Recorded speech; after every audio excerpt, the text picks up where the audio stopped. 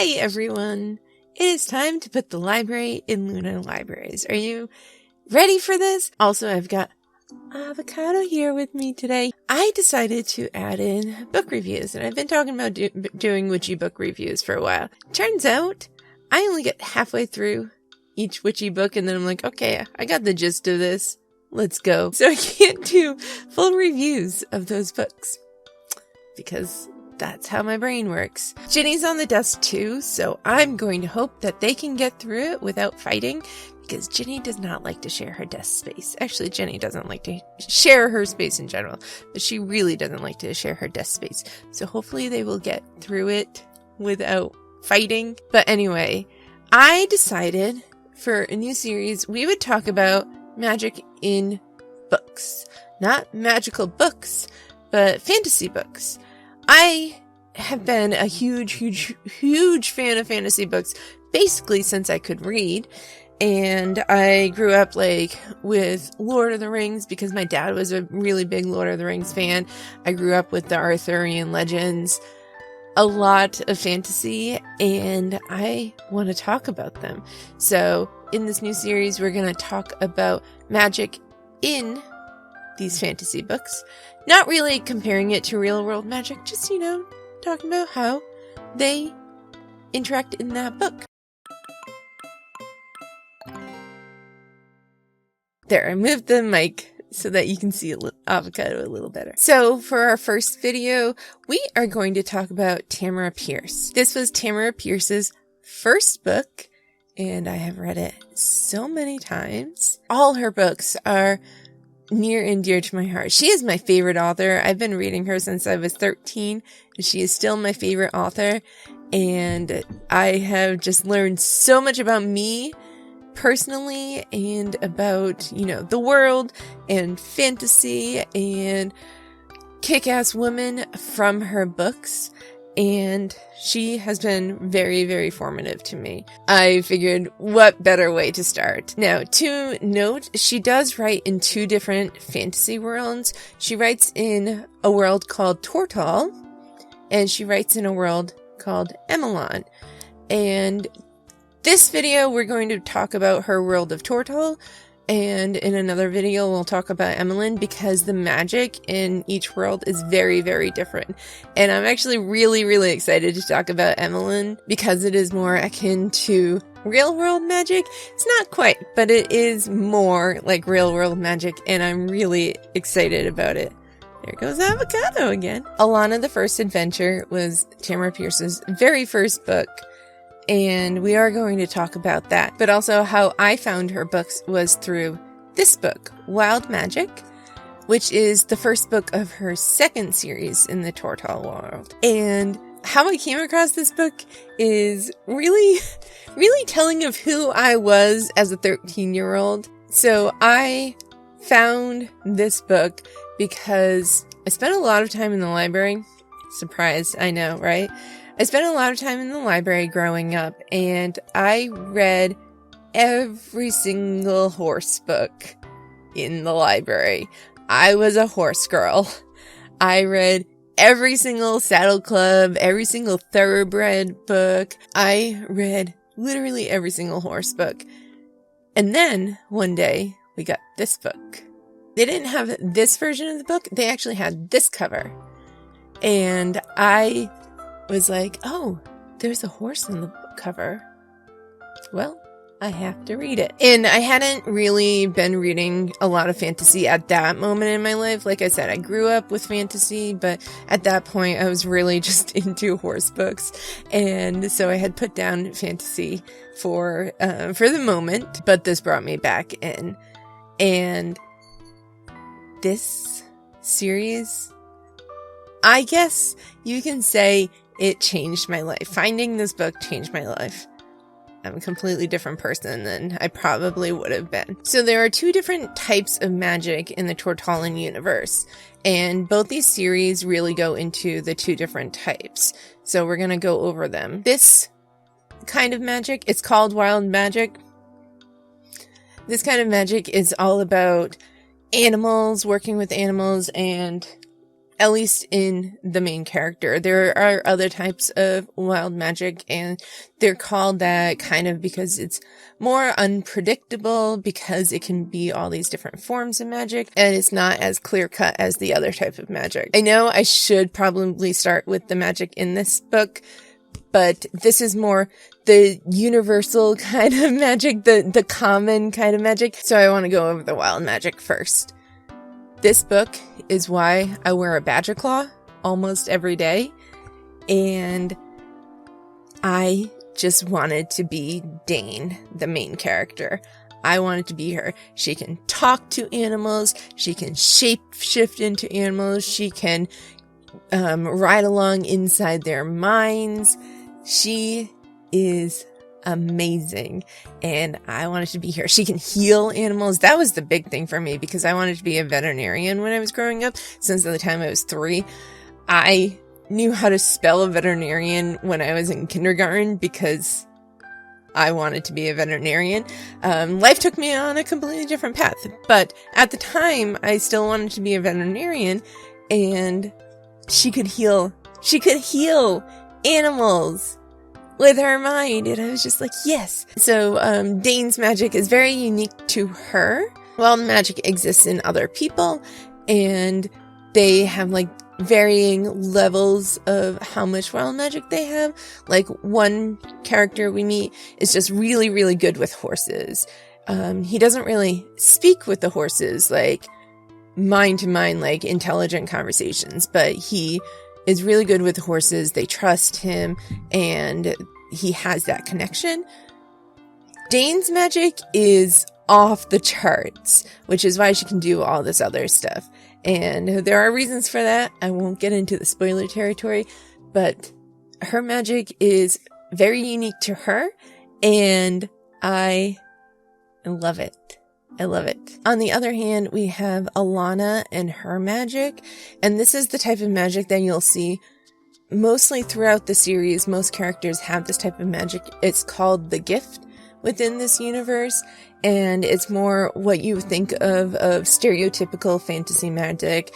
It's like you can light candles, and you can protect yourself from other negative things, and you can imbue your magic in things. There's like a magical sword, and there's all this, like, what you think of normal fantasy magic. There's some battle magic, there's all these different things. So you'll find a lot of that in these books, in the Trickster series, and in the Newmare series that is still being written. The first book is amazing, and I cannot wait for the rest of the series. Now, there are different subsets of the gift. There is a character that has what's known as the sight, and it's not really like the flashy Big Bang magic, but it's more like he can see things that most people really don't see. He can like see trouble when it's coming, like he can sense danger kind of thing. There's a whole series about someone who has that kind of sight, and she can see like spirits of the dead and how to release them and stuff. So there are different types of the gift, but a lot of them are the more common version. Most people have the more common version of the gift, and they use it for these different purposes. Some just use it to like protect the temples of different gods and goddesses. Some people use it for, not so wholesome means. Of course, there's got to be like a big bad villain and everything. But overall, it's more what you think of typical magic. But I still really love it, especially since like there's like an energy drain to it. You can do like a lot of little things, but if you try to do something really big, you're going to have to recover for a while. And there are different things that can drain your magical energy, and Alanna has a twin brother, and they have a connection that he can borrow magic from her, and she does things more easily with him. When you first start out with this book, Alanna's very afraid of her magic. She doesn't want to use it, and then she has this whole journey about coming to terms with her magic. She is also I guess, major plot point of the whole series. She is a girl disguised as a boy trying to become a knight in a land that women are not allowed to be knights in. And she also feels like if she uses her magic, like in any capacity, she'll feel like she's cheating. She's a very honorable person despite lying about her about her gender and her appearance. But she's a very honorable person and she doesn't want to feel like she's using magic to get ahead. So she hides her magic for a while and then she slowly comes to terms with it. Like she slowly comes to terms with her gender. Sidebar, it's actually really interesting. This series was written in the 80s and Tamora Pierce is fairly active on social media. She's active on Twitter. She does Q&As. She's active on Facebook. We're Facebook friends. And she's very open about her characters, her world, as long as it doesn't spoil something that she's writing at the moment. And she was talking about Alanna and her gender expression and how, like, that's a very big part of her character, coming to terms with her gender and not being a male, seen as male in this society. And Tamora said that she didn't have the word for it back in the 80s when she wrote this series, and Alanna wouldn't have had the word for this in the society that she grew up in, but Alanna would most likely identify as non-binary. At this point, if Tamora Pierce had written these books, she would identify as non-binary. So there's a lot of nuances in that as Tamora Pierce wrote it. Like, it's not after the fact shoehorning things in. When you read the books, you can see that. But this book actually helped me come to terms with my gender because I was a huge tomboy growing up. I really identified with Alanna as she was at the beginning of this whole series, and then it helped me come to terms with being a woman, being this rough and tumble kind of kid, and still wanting to, dress up in frilly dresses every once in a while. The other aspect of these books, of this world, that was really, really formative to me, although I didn't realize it at the time, but now as I go deeper into my own spiritual practice, is that there's a whole polytheistic religion of the whole universe, and the gods and goddesses meddle in the affairs of humans. There's no question that these gods and goddesses exist. And the second book of the Alanna series is actually called In the Hand of the Goddess. She has a very close connection to the Mother Goddess, and the Mother Goddess guides her sometimes. And then in the last book of Dane's series, we actually go to the realms of the gods. Dane is guided by the Badger God, which again, Badger Claw necklace.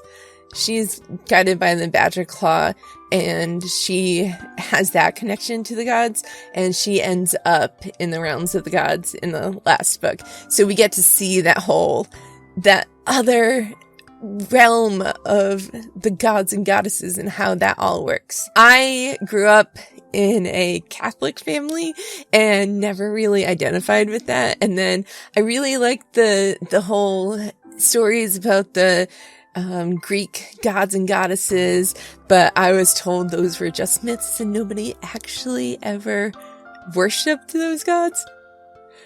Fun. Lies my teachers told me. But when I read about this religion in these books, I was like, this really resonates. I haven't done any deity work myself, even though I feel like some connections to some Greek gods just out of interest. But if I did deity work, can I do deity work with fictional gods and goddesses from these stories that I love? Because I identify with these so much. There are so many other gods and goddesses that come to parts of the story that are really important.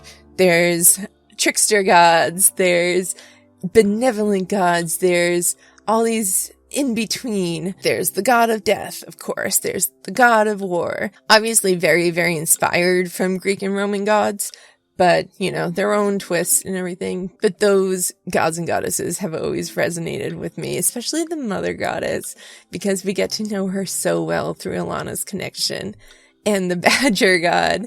And I just love how the gods and goddesses are depicted in these series. They're active. They meddle in people's lives.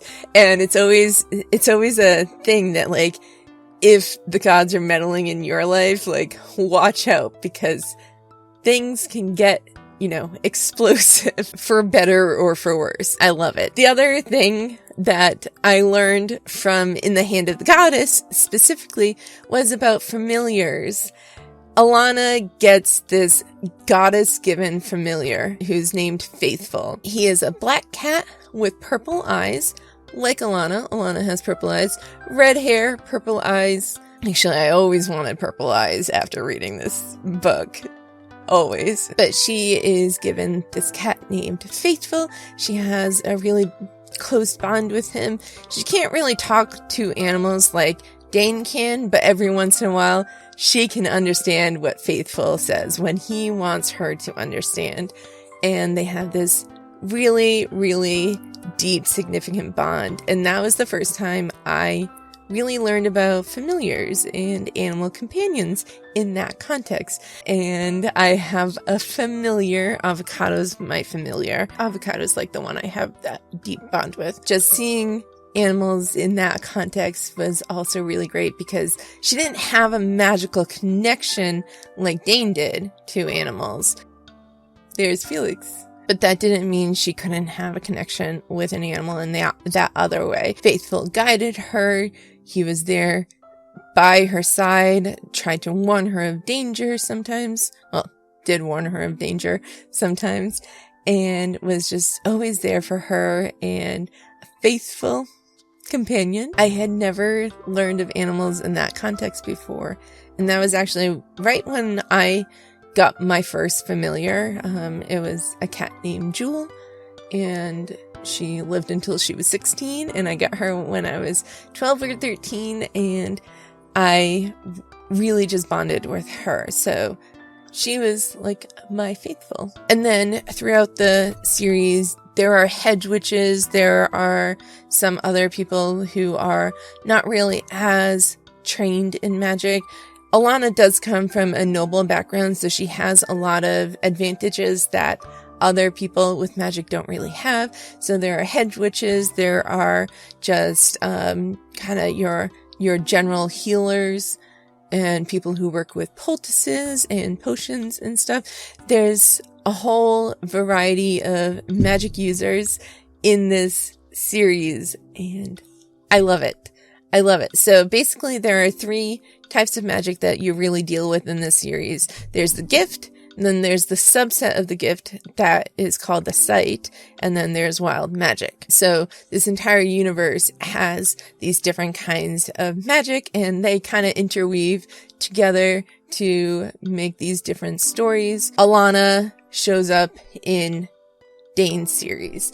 Dane shows up in the next series. There is a series that takes place like 200 years before, and it still has connections to these stories.